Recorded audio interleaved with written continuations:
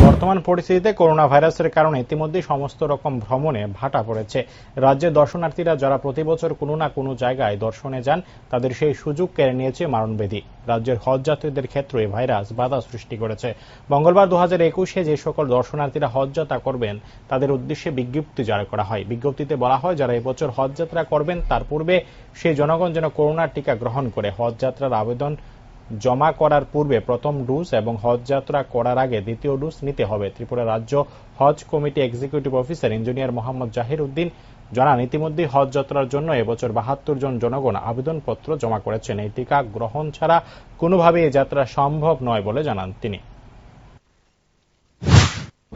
এই বছর হজের জন্য এখন পর্যন্ত 72 জন 72 অ্যাপ্লিকেশন আমরা পেয়েছি। তো এটা হজ কমিটি অফ ইন্ডিয়া এখনো ফাইনাল করেনি, কারণ সৌদি আরব সরকারের পক্ষ থেকে 2021 সালের হজ সম্পর্কে এখনো কোনো নির্দেশ পাওয়া যায় নাই। তথাপি সেন্ট্রাল হজ কমিটি সমস্ত হজ অ্যাপ্লিক্যান্টদের বলেছেন, রিকোয়েস্ট করেছেন যাতে তারা করোনার টিকা নিয়ে নেন, প্রথম ডোজের করোনার টিকা, যাতে করে যদি হজ হয় এবং সৌদি আরব সরকার যদি হজের অনুমতি দেন, তাহলে যাতে হজে যাওয়ার পূর্বে দ্বিতীয় ডোজ নেওয়া যায়। কারণ দুটো ডোজ টিকা নেওয়া ছাড়া সৌদি আরবের এন্ট্রি করা যাবে না। সেই জন্য সমস্ত অ্যাপ্লিক্যান্টদের রিকোয়েস্ট করা হয়েছে ওনারা যাতে প্রথম ডোজের টিকা নিয়ে নেন, অতি সত্ত্বর প্রথম ডোজের টিকা নিয়ে নেন।